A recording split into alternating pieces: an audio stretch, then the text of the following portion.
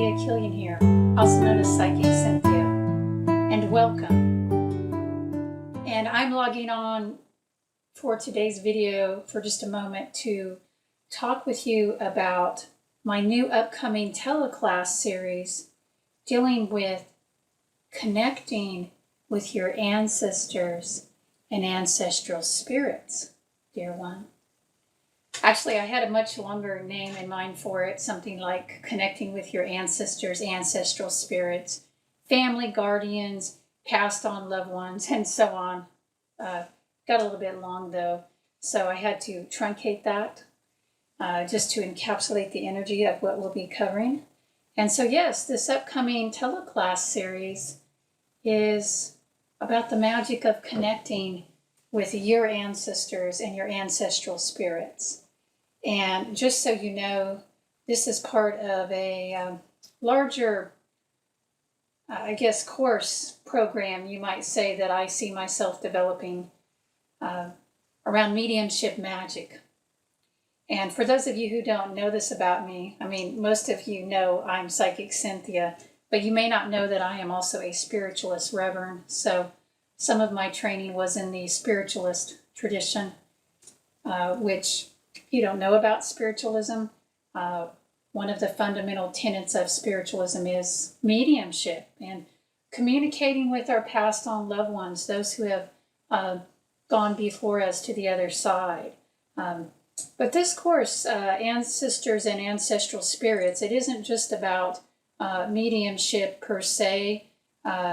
It's really about you making the spiritual connection with your positive ancestral family lines. And yes, it can be about connecting with, say, if you have a mother or a father or a grandmother who has gone on. I mean, I suppose it could even be if you've lost an adult child. I mean, you're the ancestor then, right? So maybe you could communicate that way. But this is really about reaching in and building a spiritual connection with those spirits of your ancestors, and not just individual people whom you can think of that you know, but even going further back. It's more about connecting with the spirit of your family lines and your ancestral spiritual seeds, so to speak. So it's about much more than just, say, 1 or 2 generations back. And we'll get more into this, the depth of what it all can be in the actual course itself. But for now, I want you to begin thinking about just this idea that there can be power in opening to your ancestors. There can be healing. There can be love. There can be peace.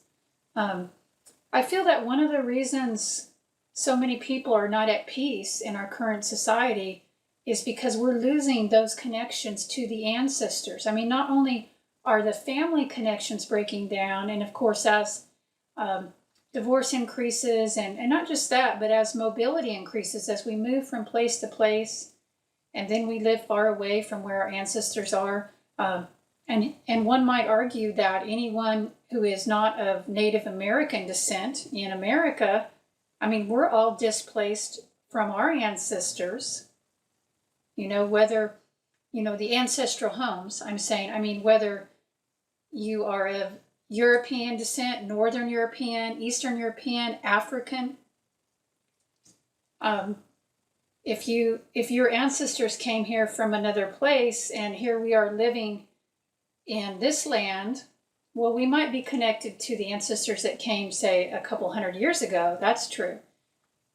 But we can go even further back with this. So anyway, this is a topic that's been on my mind lately, probably because we are in the time of the year, at least when I'm filming this video, we're in October, in the fall time. What I like to think of as mid-fall, we're moving into deeper fall. And the time of the year where the spirits do move more, you can feel that they're more active. The veil is quite a bit thinner right now. And so that communication with the ancestors is easier. at this time of the year. And I would say it's easier not only in October, let's say, but in the deeper, cooler, calmer times of the year. Especially fall, right before we get into the onset of the busy holiday season, there is more of an inner spirit of solitude and reflection that comes up within those of us in the living. And that does make it easier for the ancestors to reach across the veil and communicate with us. So we'll be looking at some of this in my upcoming class series that I'm putting on for all of you. And again, that's connecting with your ancestors and ancestral spirits. And I'll be putting more online about what I'm planning on covering, but hopefully this will give you an idea of it. And we'll look at why you would want to connect. I think, connecting to get that sense of groundedness is very important, to get the sense of peace. And maybe because you need help with some problems. So there's just a few reasons why would you want to connect with your ancestors. And maybe that's just because it's what we humans do. I mean, it gives us that feeling of connection with something larger than ourselves. But we'll explore that in more depth in the classes, why you would want to connect with your ancestors, what could be gained from that possibly, what you can give to your ancestors. I mean, I don't think that this practice should be approached only in terms of what you're to get from it.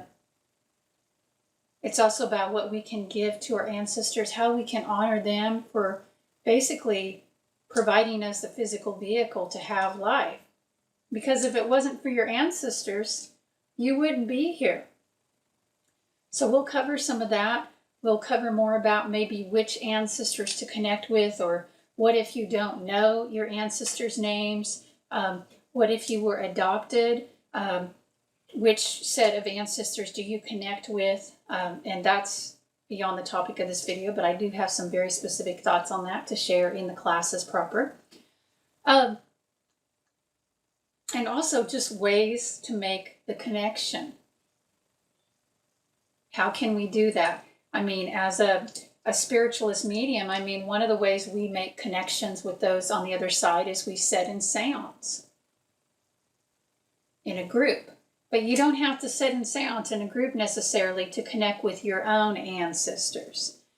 So we'll be talking more about that, some more of the practical ways, which a lot of this connection actually does not take place in a formal way. I mean, you can have a seance, you can have a prayer vigil in a church, for example. You can go to the cemetery and decorate graves.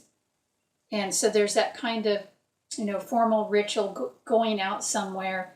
But a lot of the connection really takes place in your own home, or your own garden, your own yard, or going back to the ancestral home, for example. So this isn't about like organized religion or anything like that, or that you have to go out somewhere. The ancestors kept their connections with their ancestors in their own homes usually, or very nearby. So that's something to think about too. And anyway, I hope this has whetted your appetite. And if you're not already following me on Facebook, or at least subscribe to my online cosmic newsletter, which you can do that on my website at cynthiakillian.com. And Killian is spelled like million, but with a K, if that helps.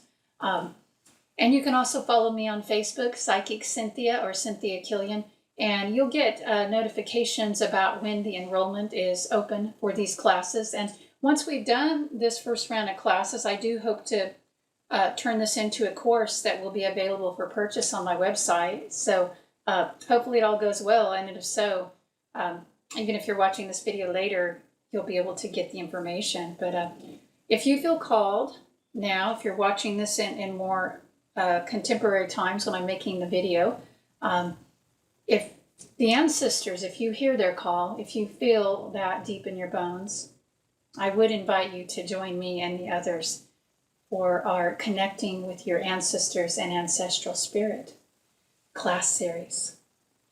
Until next time, bright blessings to you all, and love.